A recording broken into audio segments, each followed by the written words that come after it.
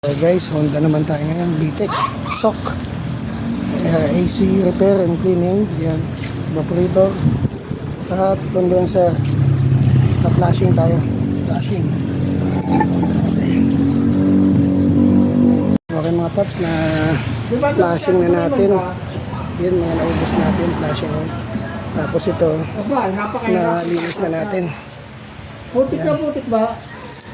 Linis na natin. So ito din po pala yung nagpalit tayo ng filter dryer. Ayan.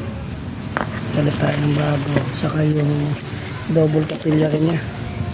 Ayan, double capillary. Palitan natin yung expansion valve niya.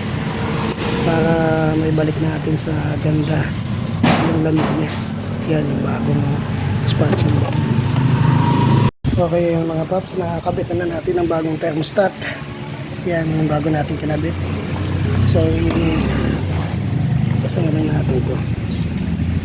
Yan. So, yung condenser, nakabit na natin. Yan na. Nakamount na siya. Naibalik na natin.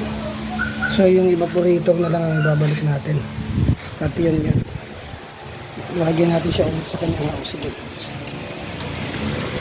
Paps, ngayon, ililigtas natin siya.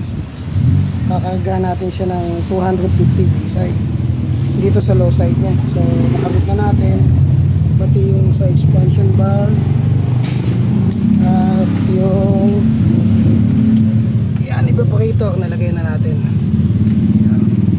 Honda SOC VTEC. Yan. Okay, 250 mga nasa 240. So, sabunin natin. Tapan! Desan pa!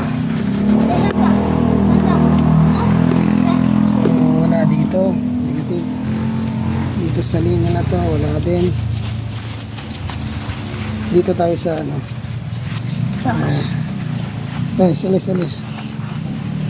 Okay. Tanggal. Okay, wala. Sa filter dryer. Negative din siya sa filter dryer. So, sa mga dugtungan, wala. Sasabon na yun sa'yo. Compressor.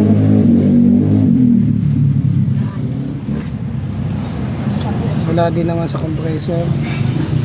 So, all goods na to. Sa condenser.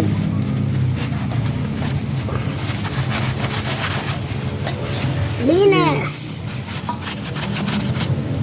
Wala din.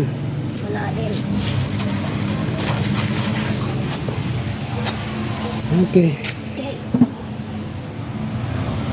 Pa! So, goods ito. Hindi naman siya nababa. Ganun pa rin siya.